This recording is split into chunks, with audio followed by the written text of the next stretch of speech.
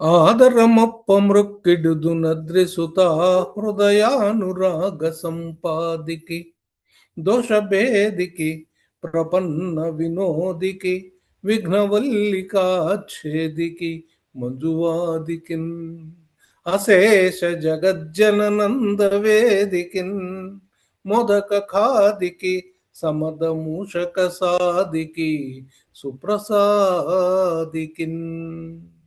ఓం శ్రీ మహాగణాధిపతయే నమః.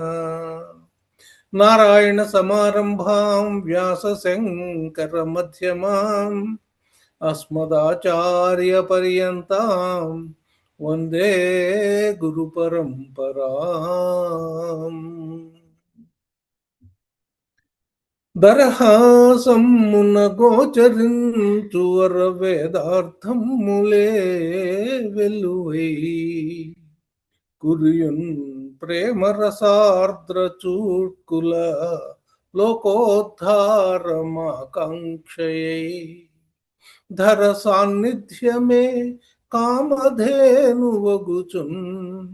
తానుండు శిష్యాళికిన్ శిరసాదాసుడ నంజలింతునిదే నే శ్రీకృష్ణమాచార్యుకున్. ఓం శ్రీ గురుభ్యోర్నమః.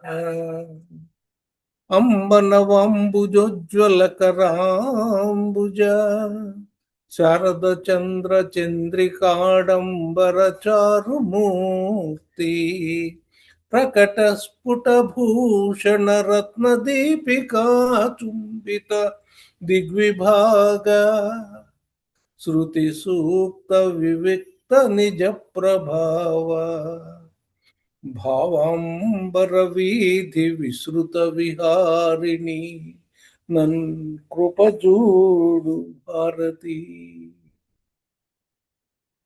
అమ్మల గన్నయమ్మ ముగురమ్మల మూలపుటమ్మ చాల పెద్దమ్మ సురారులమ్మ కడుపారడి పుచ్చినయమ్మ తన్నులో నమ్మిన వేల్పుటమ్మల మనమ్ముల నుండెడియమ్మ దుర్గ మాయమ్మ కృపాబ్ధీత్సుత మహత్వ కవిత్వ పటుత్వ సంపదల్ హరికిన్ పట్టపు దేవి పుణ్యముల ప్రోవు అర్థం పుబిన్నిక్క చందురుతో బుట్టువు భారతీ గిరిసుతల్తో నాడు పూబోడి తామరలందుండెడి ముద్దరాలు జగముల్ మన్నించు నిల్లాలు భాసురతన్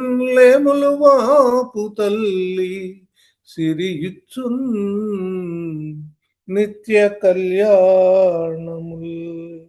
ఓం శ్రీమాత్రే నమః. శ్రీ కైవల్య పదము చేరుటకునై చింతించదన్ లోకరక్షైకారంభకు భక్త పాలన కళా సంరంభకున్ దానవోద్రేక స్తంభకు కేళిలోల విలస దృగ్జాల సంభూత నానా కంజాత భవాండ కుంభకు మహానందంగనా డింభకున్ మహానందంగనా డింభకున్ లలిత స్కంధము కృష్ణమూలము సుకాలాపాభిరామంబు మంజులతా శోభితమున్ సువర్ణ సుమనస్సు జ్ఞేయమున్ సుందరోజ్వల వృత్తంబు మహాఫలంబు విమల వ్యాసాల వాలంబునై వెలయున్ భాగవతాక్ష కల్పతరూర్విన్ సద్విజ శ్రేయమయీ వేదకల్ప వృక్ష విగళితమై సుఖముఖ సుధా ద్రవమున మునసియున్న భాగవత ఫల రసాస్వాదన పదవిగనుడు రసిక భావ విధులు పరగణాధ్యాత్మికాది తాపత్రయంబునచి పరమార్థభూతమై అధిక సుఖదమై సమస్తంబుగా కయునయునుండు వస్తు వెరుగంగదగు భాగవతమునందు శ్రీవత్సాంకం మహోరస్కం వనమాలా విరాజితం శంఖచక్రగదాధం కృష్ణం వందే జగద్గురుం శత్రుచ్ఛేదైకమంత్రం సకలముపనిషద్వాక్య సంపూజ్య మంత్రం సంసారోత్తారమంత్రం సముపచితతమస్సంఘ నిర్యాణ మంత్రం సర్వైశ్వర్యైకమంత్రం వ్యసన భుజగ సందష్ట సంత్రాణ మంత్రం శ్రీకృష్ణ మంత్రం జప జప సతతం జన్మ సాఫల్య మంత్రం అస్మిన్ పరాత్మన్ననుపాద్మకల్పే త్వమిద్దముద్ధాపిత పద్మయోనిః అనంత భూమా మమ రోగరాశిం నిరుంధి వాతాలయ వాస విష్ణు నిరుంధి వాతాలయ వాస విష్ణు గురువాయుపురాధీశం విష్ణుం నారాయణం హరిం వాసుదేవం జగన్నాథం కృష్ణం వందే జగద్గురుం కృష్ణం వందే జగద్గురుం కృష్ణం వందే జగద్గురుం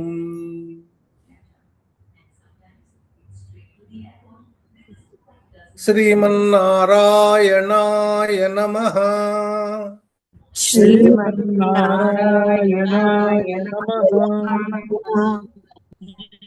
శ్రీమన్నారాయణాయ నమః శ్రీమన్నారాయణాయ నమః శ్రీమన్నారాయణాయ నమః శ్రీమన్నారాయణాయ నమః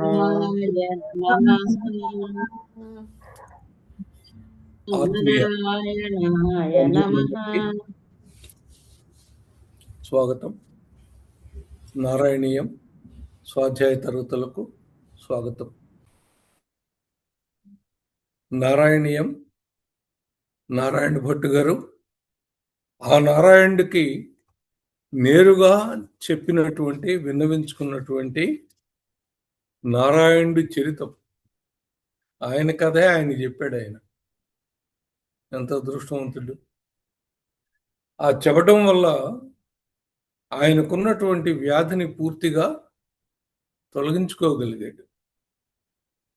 అంత శక్తివంతమైనటువంటి నారాయణీయాన్ని మనం స్వాధ్యాయంగా చదువుకోగలగటం అది పూర్వజన్మ సౌభాగ్యంగా నేను భావిస్తూ, ఈ తరగతులకి వస్తున్న మీ అందరూ కూడా ఆ ఫలితాలని చక్కగా పొందుతారని నా మనస్ఫూర్తిగా నేను నమ్ముతున్నాను. చూద్దాం ఎలా ఉంటుందో. ఇప్పటికి మనం 52 దశకాలు ముగించుకున్నాం. 53వ దశకంలోకి ప్రవేశించబోతూ ఉన్నాం. చిన్ని కృష్ణుడు ఆయన చేసినటువంటి కిషోర లీల ఇంతవరకు చదివాం. కిషోర లీల అంటే 5 సంవత్సరాల లోపల జరిపినటువంటి లీలలన్నీ కూడా కిషోర లీల. ఇప్పుడు 5వ సంవత్సరం నుంచి ముందుకెళ్తున్నాం. ఇది పౌగండ లీల అంటారు. కౌమారంలోకి ఎంటర్ అవుతున్నాడు ఈయన. 5 ఏళ్ళు నిండిన తర్వాత 6వ సంవత్సరం నుంచి పౌగండము అంటారు ఆ ప్రాయాన్ని. 6 నుంచి 10 వరకు ఈ పౌగండ లీలని మనం ఈ దశకంలో చూడబోతూ ఉన్నాం. చూద్దాం ఏమి చెప్తారో ఇక్కడ. 53వ దశకం అండి, మొదటి శ్లోకం.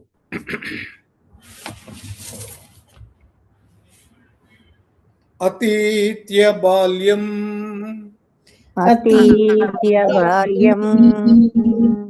జగతాం పతే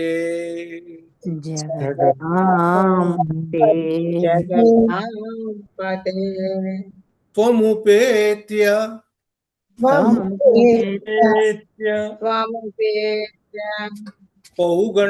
పౌగండవయో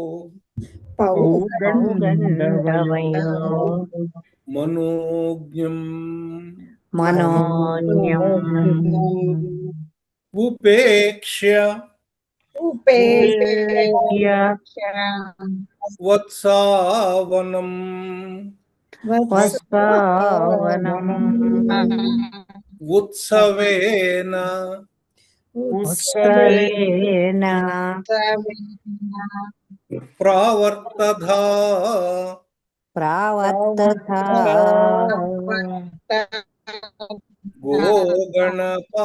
గోగణపాలనాయాం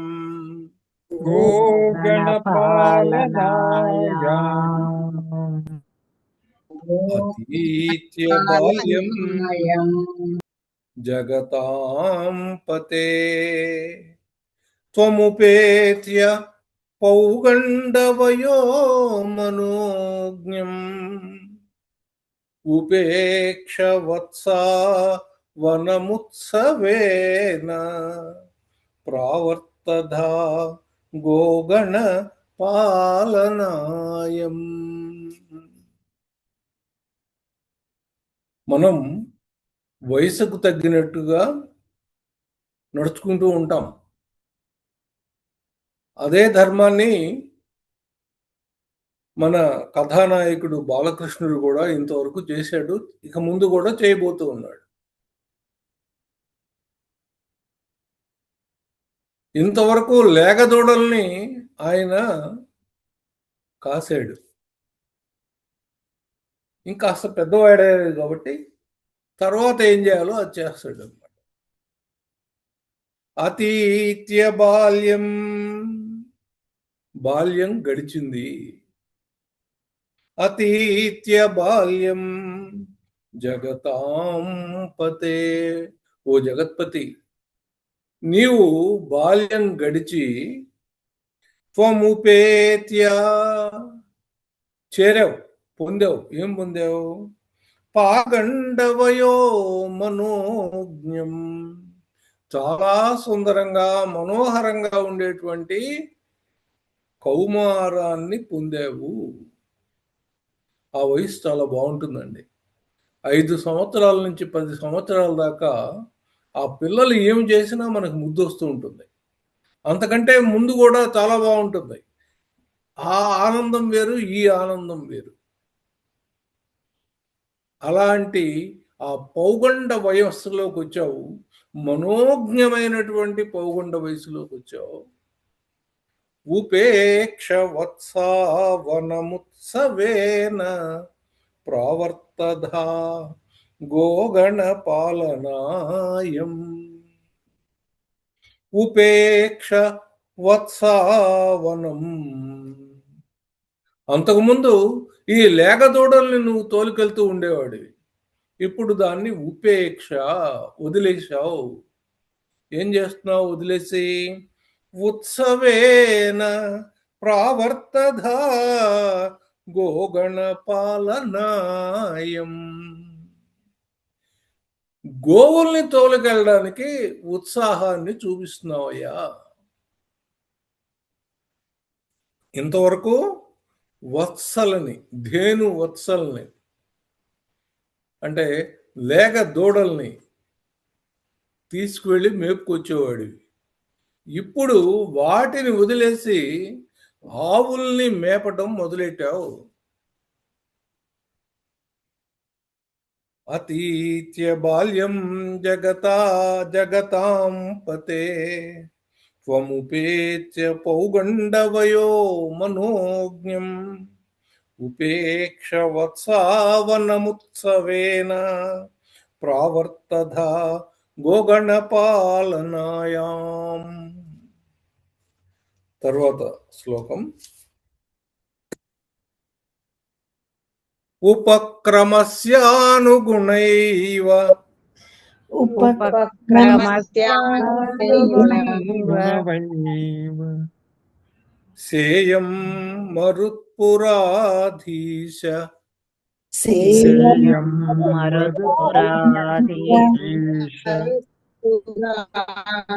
తవ ప్రవృత్తిః తవ ప్రవృత్తి గోత్రా పరిత్రాణ కృతే గోత్ర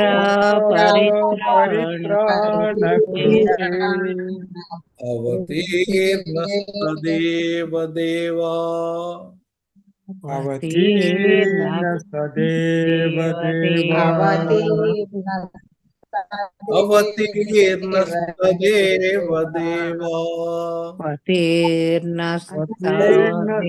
దేవా దేవా ఆరభదాస్తదాయత్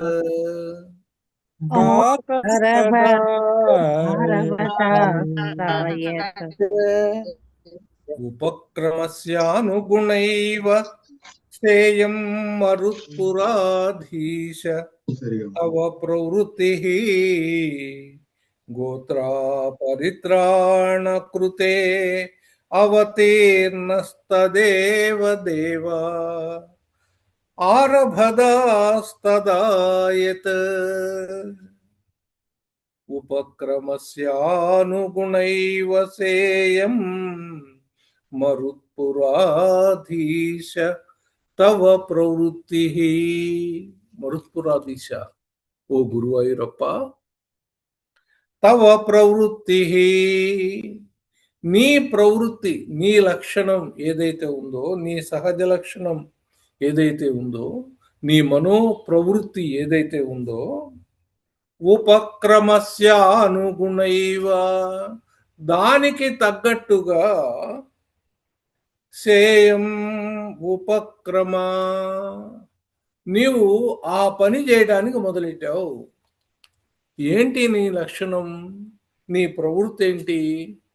తవ ప్రవృత్తి అన్నావు కదా, ఆ ప్రవృత్తి ఏంటయ్యా అంటే గోత్రా పరిత్రాణ కృతే. గోత్ర అంటే ఆవులు అని. ఆవులని రక్షించడం నీ విధి కాబట్టి ఇప్పుడు నువ్వేం చేస్తున్నావు? ఆవులని పాలించడం మొదలెట్టావు. అది నీ యొక్క ప్రవృత్తికి తగ్గట్లుగా ఆ పనిని నీవు చేపట్టావయ్యా. గోత్రా పరిత్రాణ కృతే అవతీర్ణస్తదేవ దేవా, ఆ పనిని చేపట్టావయ్యా. నువ్వు అవతార లక్ష్యం ఏదైతే ఉందో ఆ లక్ష్యానికి తగ్గట్లుగా నువ్వు ఈ పనిని చేపట్టావు. ఆరభదాస్తదాయత్, దాన్ని మొదలెట్టావు. మొట్టమొదటగా అదే తీసుకున్నావు. ఏంటది నీ లక్షణం ఏంటి? గోత్రా పరిత్రాణ కృతే. ఇక్కడ గోత్ర అంటే ఆవులని అర్థం ఉందండి, భూమి అని కూడా అర్థం ఉంది. భూమిని రక్షించడానికి, భూభారాన్ని తగ్గించడానికి దుష్ట శిక్షణ, శిష్ట రక్షణ చేయడం నీ యొక్క అవతార లక్షణం. కాబట్టి ఈ అవతార లక్షణానికి తగ్గట్లుగా ఆవులని పాలించాలి అనేటువంటి ఒక నిర్ణయం తీసుకున్నావు. ఇది నీ ప్రవృత్తికి తగ్గట్లే ఉందయ్యా, నీ మనోవృత్తికి తగ్గట్లే ఉందయ్యా, నీ అవతార లక్ష్యాన్ని చేరుకునేటట్లుగా ఉంది అని చెప్తున్నారు. ఇక్కడ గోత్ర అనేటువంటి దాంట్లో శ్లేషని ప్రయోగించారు. గోత్ర అంటే భూమి అని అర్థం ఉంది, ధేను రక్షణ అనే అర్థం ఉంది.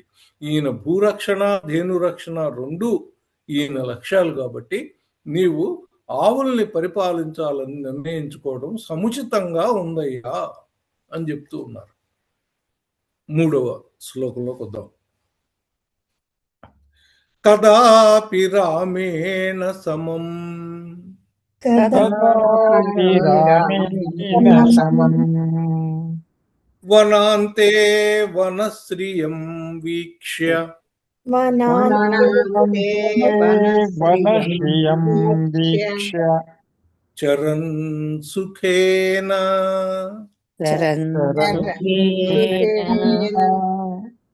శ్రీదామనాంనః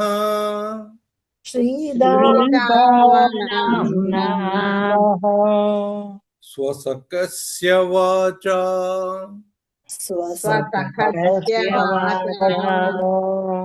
మోదాదగా ధేనుక కాననం త్వం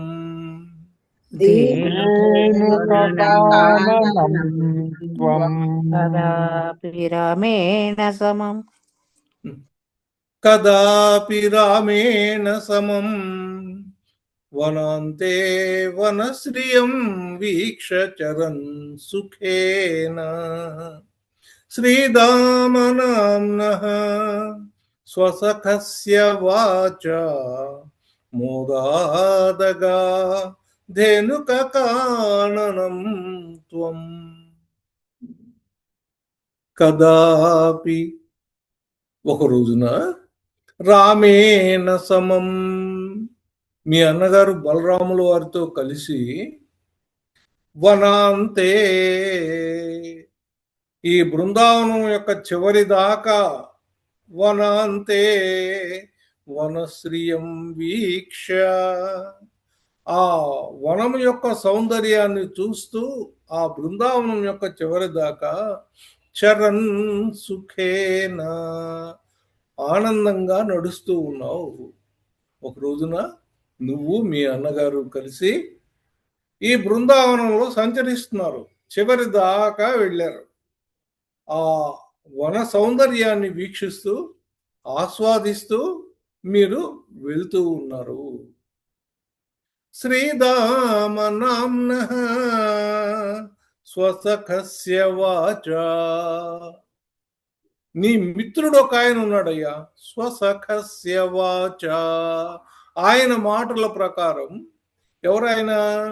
శ్రీదామనాంనః శ్రీరాముడు, శ్రీరాముడు కాదు, శ్రీదాముడు అనేటువంటి నీ మిత్రుడు యొక్క మాటని పట్టుకుని మోదాదగా ఆనందపడుతూ ధేనుక కాననం త్వం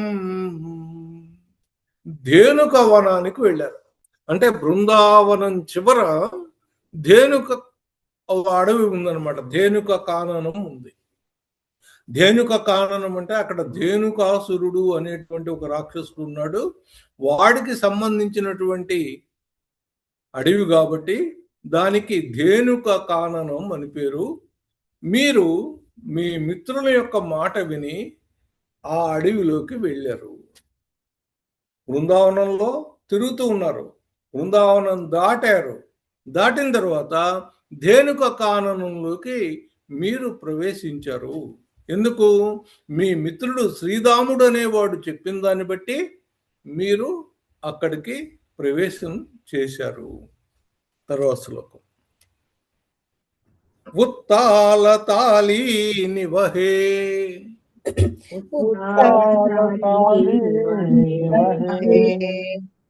త్వదుత్యా బలేన దూతేధ బలేన దోర్భ్యాం మృదుః కరశ్చాభ్యభ్యపతత్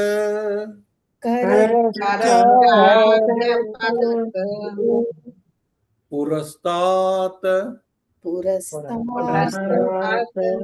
ఫలోత్కరో ధేనుక దానవోపి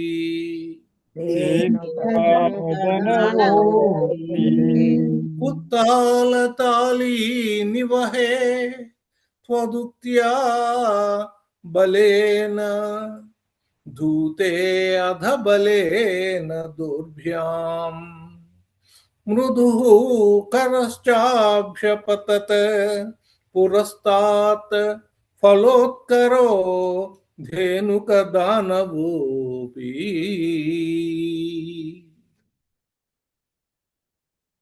ఆ ధేనుకావనంలో ఉత్తాల తాళీ నివహే చాలా ఎత్తైనటువంటి తాటి చెట్లు ఉన్నాయట.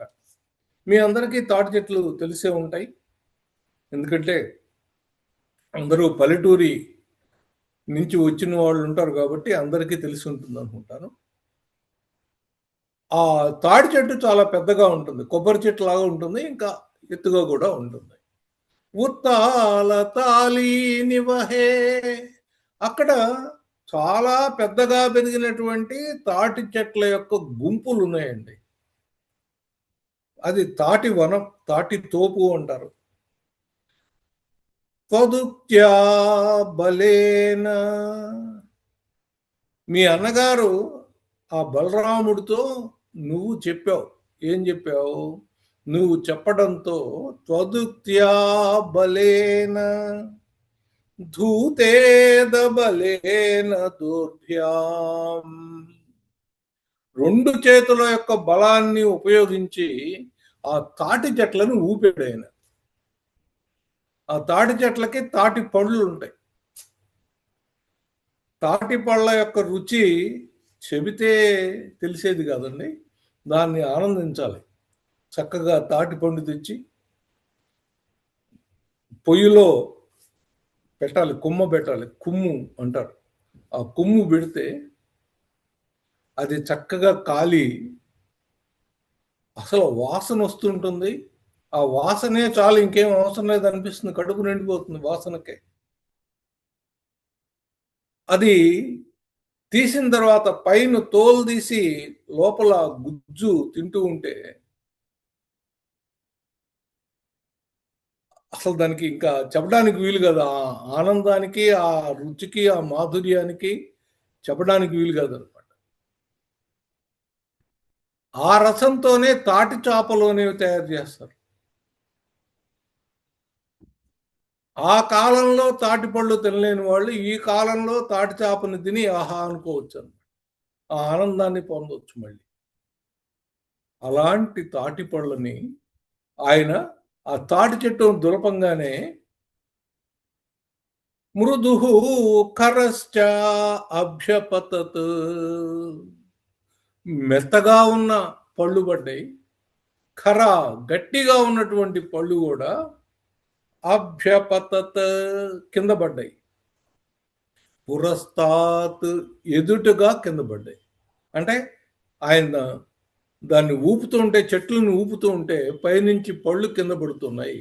అందులో పచ్చి ఉన్నాయి, పండువి కూడా ఉన్నాయి. ఫలోత్కరే, ఆ పళ్ళు గుంపులు గుంపులుగా కింద పడుతున్నాయి.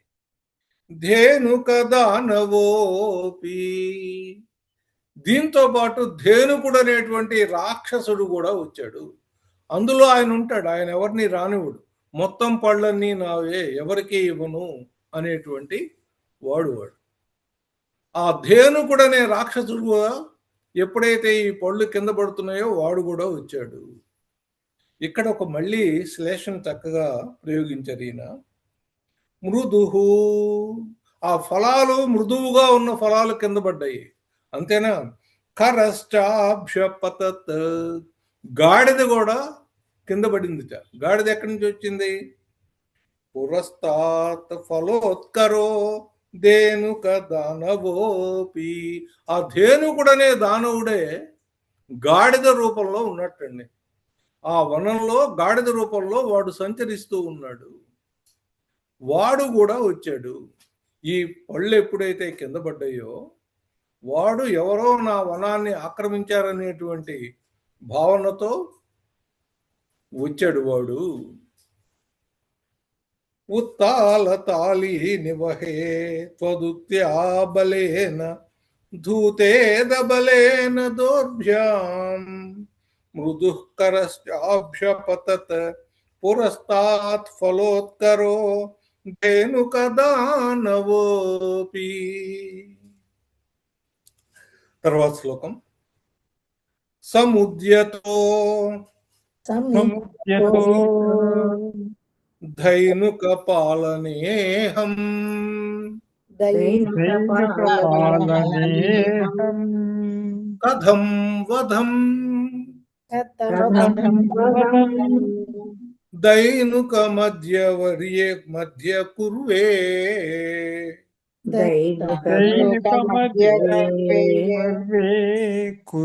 ఇతీవ మత్వా ధ్రువమగ్రజేన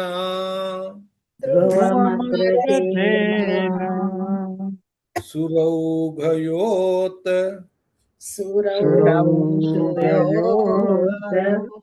దారమజీఘనస్త్వం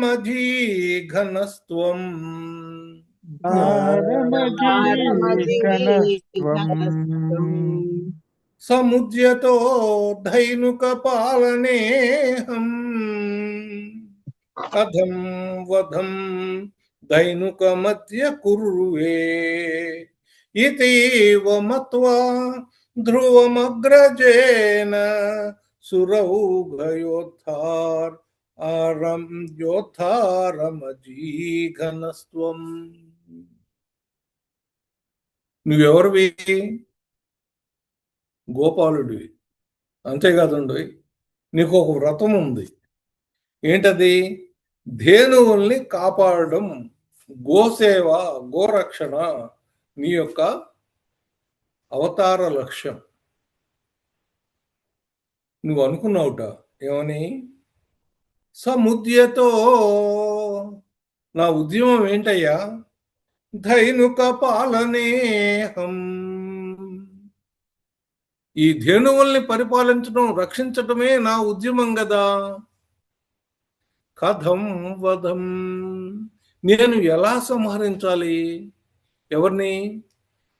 ధేనుకం అద్య కుర్వే, ధైనుకం అద్య కుర్వే. ఈ ధేనుకాసురుణ్ణి అంతం నేను ఎట్లా చేస్తాను? ఎందుకని? ఈయన పేరులో ధేను అనేది ఉంది. ధేను అంటే వత్స, ఈ ఆవులు. ఈ ఆవులు కదా, వీడి పేరులో ఆవు అని ఉంది కదా, వాడిని నేనెక్కడ చంపుతాను? నేను ఆవుల్ని చంపను కదా. నా ఉద్యమం గోరక్షణ కదా. వీడు ధేనుకుడు అని పేరు పెట్టుకున్నాడు కదా, వీడిని నేనెట్లా చంపేది అని నువ్వు అనుకుని ఇతీవ మత్వా ధ్రువమగ్రజేన, మీ అన్నగారితో సురౌఘయోద్ధారమజీఘనస్త్వం, దేవతలకు వ్యతిరేకమైనటువంటి, దేవతల శత్రువైనటువంటి ఈ ధేనుకాసురుణ్ణి మీ అన్నగారితో చంపించేసావయ్యా. ఎందుకు చంపించేశాడు? ధేను రక్షణ ఈయన బాధ్యత, ఈయన లక్ష్యం. మరి ధేనుకాసురుణ్ణి ఎలా చంపాలి? వాడి పేరులో ధేనువు అనేది ఉంది కదా అనేటువంటి భావంతోనేమో నీవు మీ అన్నని వాడిని చంపు అన్నావు, వాడు చంపేశాడు. ఆయన వాడిని చంపించావు మీ అన్నగారితో చెప్పి అన్నారు. సముద్యతే ధైనుక పాలనేహం కథం వధం దైనుక మధ్య కుర్వే ఇతీవ మత్వా ధ్రువమగ్రజేన సురౌఘయోద్ధారమజీఘనస్త్వం. అలా ఆయన్ని చంపించేసావయ్యా. తర్వాత తదీయ భృత్యానపి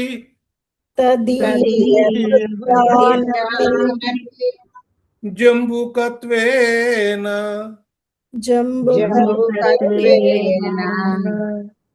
ఉపగతాన్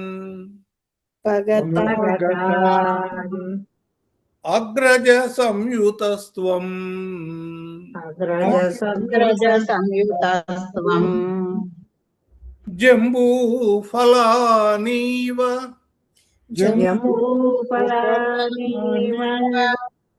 తదా నిరాస్తస్థాలేషు తదా నిరాస్తాలేషు కేలన్ భగవన్ కేలం భగవన్ నిరాస్తః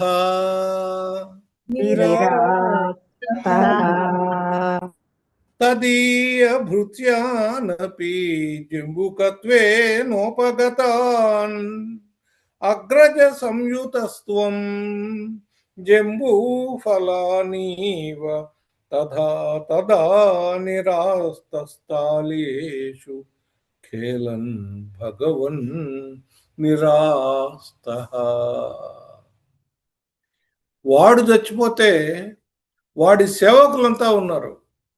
వీడే రూపంలో ఉన్నాడు, గాడిద రూపంలో ఉన్నాడు. వాడి సేవకులందరూ కూడా నక్కల రూపంలో ఉన్నట్టండి.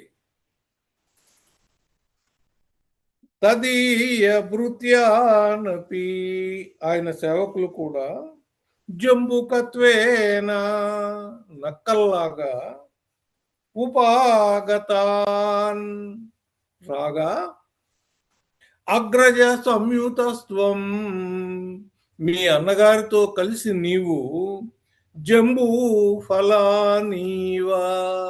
జంబూ ఫలం అంటే నేరేడు ఫలం. నేరేడు ఫలాలు ఎంత పెద్దగా ఉంటాయి? మహా అయితే ఒక చిన్న గోళీకాయ అంత ఉంటాయేమో.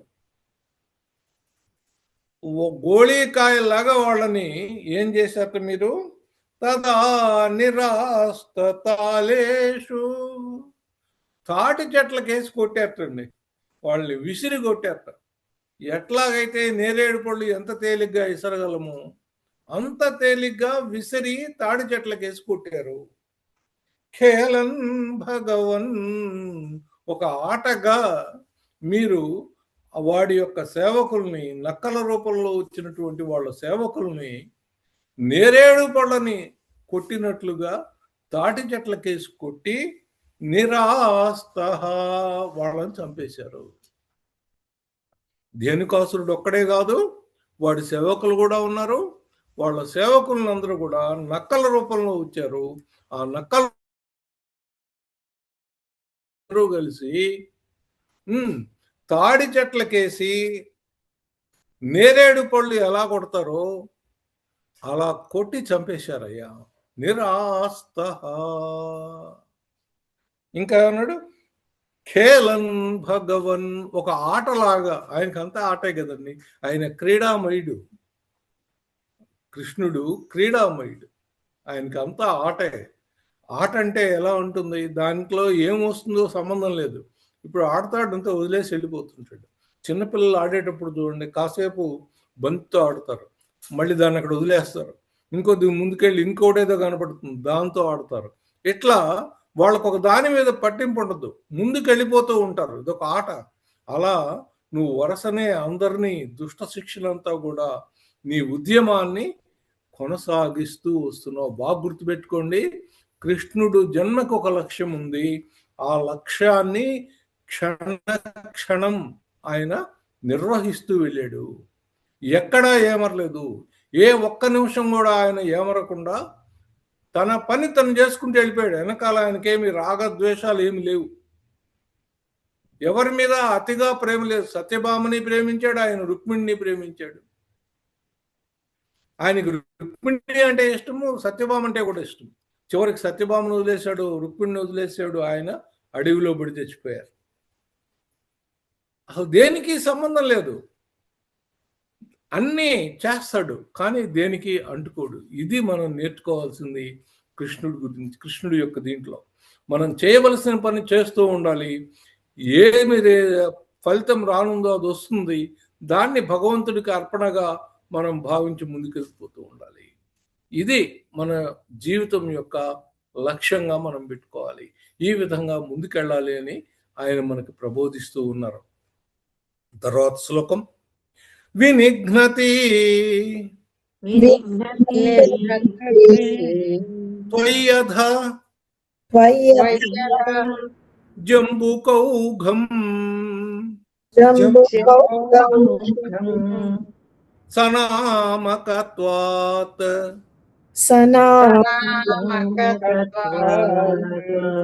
వరుణస్తదానీం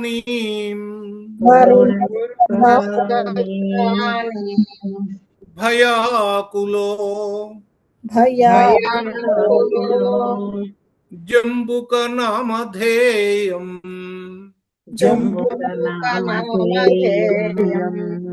శృతి ప్రసిద్ధం శృతి ప్రసిద్ధం వ్యధితేతి మన్యే. విదితేతి మన్యే. ఇక్కడ కూడా శ్లేష వాడారు. జంబూకము అనేటువంటిది నక్క అనే దానికి ఒక పేరు. జంబూకము అంటే నేరేడు పండు అనే అర్థం ఉంది. వరుణుడికి కూడా జంబూకుడు అనే పేరు ఉందటండి. దిక్పాలకుడైనటువంటి వరుణుడికి పశ్చిమ దిక్కుకు అధిపతి అయినటువంటి ఆ వరుణుడికి కూడా జంబూకుడు అనే పేరు ఉంది. ఇందులో ఈయన ఒక హాస్యంగా చెప్తూ ఉన్నారు. ఏంటిట? వినిఘ్నతి త్వయ్యధ జంబుకౌఘం. జంబుకాల సమూహాన్ని మీరక్కడ నాశనం చేస్తూ ఉన్నారు. అది తెలిసి సనామకత్వాత్ అదే పేరు కలిగినటువంటి వరుణస్తదానీం వరుణుడు కూడా అప్పుడు భయాకులో భయపడిపోయాటండి. ఎందుకని? జంబూకులందరినీ చంపేస్తున్నావు కదా నువ్వు, మళ్ళీ ఈయన కూడా చంపేస్తున్నావేమో అని భయంతో జంబుక నామధేయం ఆయనకున్నటువంటి జంబూకుడు అనేటువంటి నామధేయాన్ని శృతి ప్రసిద్ధం వేదాల్లో చెప్పబడింది జంబూకుడు అని. అది వేదాలకే వ్యధితేతి మన్యే వేదాల్లోనే పెట్టుకున్నాడు, బయట వరుణుడిగా పిలువబడుతున్నాడు. జంబూకుడు అనేటువంటి పేరు బయటికి రాకుండా జాగ్రత్త పడ్డాడయ్యా. లేకపోతే నువ్వు జంబూకులందరినీ చంపేస్తున్నావు, కాబట్టి ఈయన కూడా చంపేస్తావేమో అని భయాకులో భయపడిపోయి ఆయన తన పేరుని పుస్తకాల్లో రిజిస్టర్లో మాత్రమే ఉంచుకున్నారు. బయట వేరే పేరుతో వరుణుడు అనేటువంటి పేరుతో. మనలో చాలా మందికి పుస్తకాల్లో ఒక పేరు ఉంటుందండి, బయట వేరే పేర్లు ఉంటాయి కదా. అలాగా నీవు ఆ శృతుల్లో వేదాల్లో మాత్రమే జంబూకుడు అనే పేరు ఉంచుకుని బయట వరుణుడిగా నీవు చలామణి అవుతున్నాడు ఆయన అని నేను అనుకుంటున్నాను. ఇతి మన్యే వ్యధితేతి మన్యే నేను అనుకుంటూ ఉన్నాను అని నారాయణ భట్టు గారు ఆయన అనుకున్న విషయాన్ని ఆ నారాయణుడికి చెప్పారు. తర్వాత తవావతారస్య ఫలం మురారే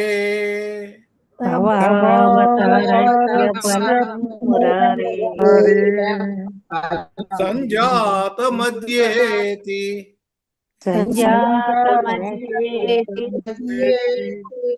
సురైర్నుతస్త్వం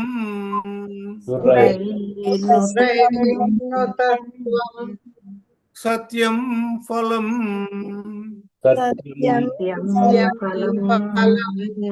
జాతమిహేతి హాసీ బాలై సమం తాళఫలాన్యభుంక్తాః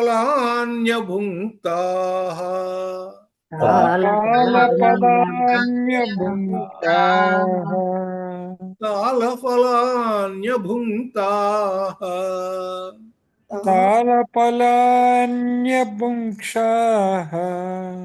తాళ ఫలాలు తింటూ ఉన్నారండి. తాళ ఫలాలు అంటే తాటి పళ్ళని తింటున్నట్ట. ఎందుకో చూద్దాం.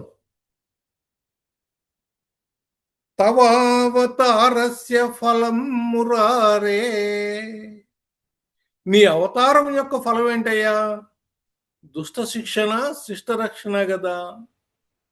తవావతారస్య ఫలం మురారే సంజాత మధ్యేతి సురైర్నుతస్త్వం. ఆహా, ఇవాళ ఆయన అవతార ఫలం దొరికిందయ్యా. ఆయన అవతారానికి కావలసినటువంటి ఫలితం ఏదైతే ఉందో అది ఇవాళ దొరికింది అని దేవతలందరూ కూడా నిన్ను పొగిడారు. అప్పుడు నువ్వేం చెప్పావు? సత్యం ఫలం జాతమిహేతి, అవునయ్యా నిజం, ఫలం దొరికింది అన్నట్ట. ఇప్పుడు ఫలం దొరికింది నా చేతికి అన్నట్ట. హాసీ బాలై సమం, నవ్వుతూ ఆ చుట్టూ ఉన్నటువంటి గోపాలతో కలిసి తాళఫలాన్యభుంక్త, ఆ తాటి ఫలాలని తింటూ ఇప్పుడు ఫలం దొరికింది అని నవ్వుతూ వాళ్ళతో ఆయన హాస్యంగా మాట్లాడట. ఎవరు? నువ్వే నారాయణ, నువ్వే నీ గోపబాలుర ఫ్రెండ్స్ ఉన్నారు కదా, వాళ్ళతో అన్నావయ్యా అని చెప్తున్నారు. తర్వాత శ్లోకం.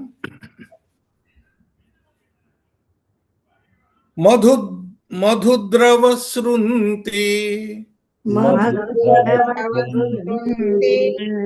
బృహంతి తాని ఫలాని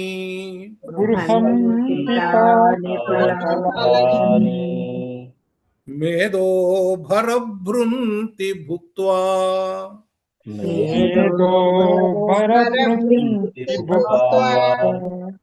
తృప్తైశ్చ తృప్తైర్భవనం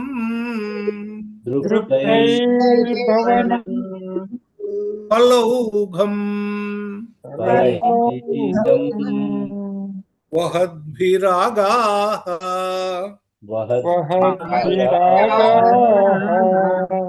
ఖలు బాలకైస్త్వం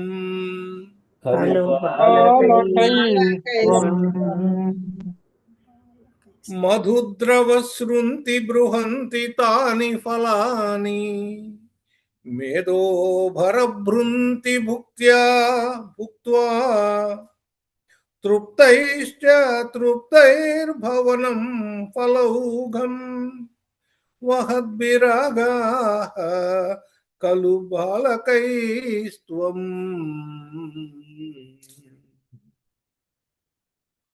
మధుద్రవసృంతి, తేనె స్రావం ఆ పళ్ళలోంచి వస్తుందండి. ఆ పళ్ళు తేనె గారుతున్నాయా అన్నట్లుగా ఉన్నటువంటి ఆ పళ్ళు. బృహంతి తాని ఫలాని, చాలా పెద్ద తాటిపళ్ళు. తాటిపండు తినాలండి. తాటిపండు తింటే దాని రుచి తెలుస్తుంది, చెప్తే అర్థం కాదు. అందులోంచి నిజంగా తేనె వచ్చినట్టే వస్తుంది. మీరెంత నమిలితే అంత తేనె, అంత రుచి పడుతూ ఉంటుంది. ఆ రుచి పట్టిన వాడికి తెలుస్తుంది ఆ తాటి ఫలం యొక్క మాధుర్యం ఏంటో. అలాంటి మధు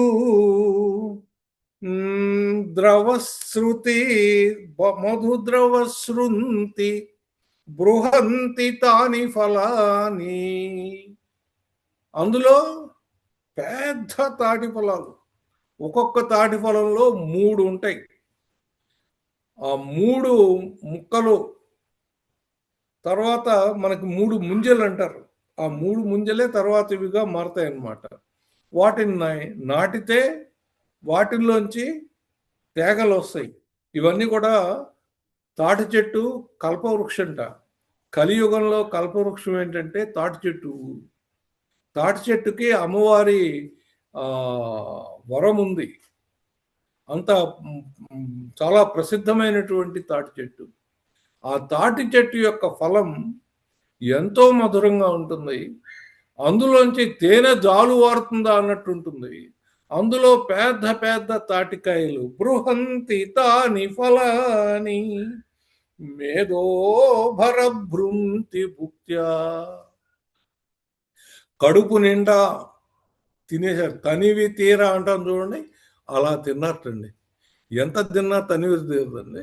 ఆ తిన్న కొద్దీ తినాలనిపిస్తూ ఉంటుంది. తృప్తైశ్చ, ఆహా ఇక చాలు అనుకున్నట్టండి. తృప్తైర్భవనం ఫలౌఘం, తిన్నంత తిన్నారు, ఇక ఇంటికి తీసుకెళ్తున్నారటండి. తృప్తై, చాలా తృప్తితో, భవనం ఫలౌఘం వహద్భిరాగా ఖలు బాలకైస్త్వం. ఆ పిల్లలు నువ్వు అందరూ కలిసి ఇంటికి పట్టుకెళ్ళగలిగినన్ని పట్టుకెళ్ళారయ్యా. తిన్నన్ని తిన్నారు, ఇంటికి పట్టుకెళ్ళగలిగినన్ని పట్టుకెళ్ళారు.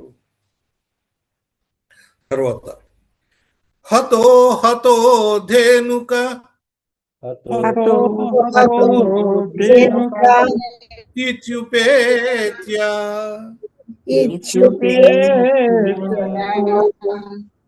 ఫలాని ఫలాని అదద్భిర్మధుదా మధురాణి అదధిర్మదతారాణి లోకైః లోకైః జయేతి జీవేతి జయేతి జీవేతి నుతో విభో విభో త్వం మరుత్పురాధీశ్వర త్వం ఈశ్వర పాహి రోగాత్. రోగాత్ త్వం మరుత్పురాధీశ్వర పాహి రోగాత్. మరుపురాధీశ్వర రోగాత్. వీళ్ళు తిన్నన్ని తిన్నారు, ఇంటికి తీసుకెళ్లారు. ఇంటికి తీసుకెళ్తే ఆ వాళ్ళంతా కూడా తింటున్నట్టండి. ఆ తింటున్నప్పుడేమన్నారు, హతో హతో ధేనుక, ధేనుకుడు చచ్చిపోయాడు, ధేనుకుడు చచ్చిపోయారు అంటూ, ఇత్యుపేత్య, అలా అంటూ, ఫలాన్యద్భిద్ మధురాణి లోకైః, మధురమైనటువంటి ఆ ఫలాలన్నింటినీ కూడా తిన్నారు. ఆ ఊళ్ళో ఉన్న వాళ్ళందరూ తిన్నారటండి. తిని ఏమన్నారు, జయేతి జీవేతి మత్నుతో విభో, నిన్ను నీకు జయ జయధ్వానాలు చెప్పారు, చిరంజీవ చిరంజీవ అని ఆశీర్వదించారు. ఓ ప్రభు, త్వం మరుత్పురాధీశ్వర పాహి రోగాత్. ఏమయ్యా, ఆ ధేనుకాసురుని చంపావు కదా, నా వ్యాధిని చంపలేవా? నన్ను రక్షించవయ్యా, నేను నీ భక్తుణ్ణి అవుతాను, నీ గురించి ఊరంతా చాటి చెప్తాను అని ఆయన వేడుకుంటూ ఉన్నారు. మనం కూడా స్వామివారిని వేడుకుంటూ ఈ రోజుకి మంగళాశాసనం చేసుకుని సెలవు తీసుకున్నాం. మంగళం రుక్మిణీ మాధుర్య ధుర్యాయ, మంగళం గోపాల మణివరాయ, మంగళం శ్రీ పద్మమాలికా కౌస్తుభాభరణాయ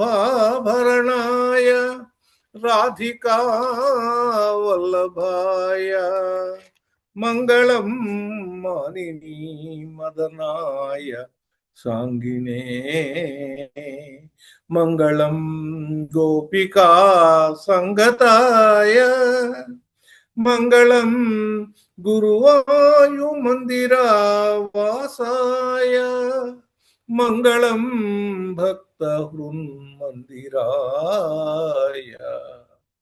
మంగళం భవ్య గుణమణి భవ్య ముణమణి మణి కుటుంబ రక్షణ విచక్షణ దయార్ద్ర వీక్షణాయ, మంగళం దీక్షిత స్తుతి మంగళాయ, మంగళం సర్వమంగళమంగళాయ మంగళం సర్వమంగళమంగళాయ. స్వస్తి ప్రజాభ్యః పరిపాలయంతాం న్యాయేన మార్గేణ మహిం మహిషాః. గోబ్రాహ్మణేభ్యः శుభమస్తు నిత్యం. లోకాः సమస్తాः సుఖినో భవంతు.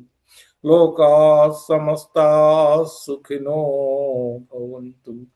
లోకాः సమస్తాः సుఖినో భవంతు. ఓం శాంతి శాంతి శాంతి.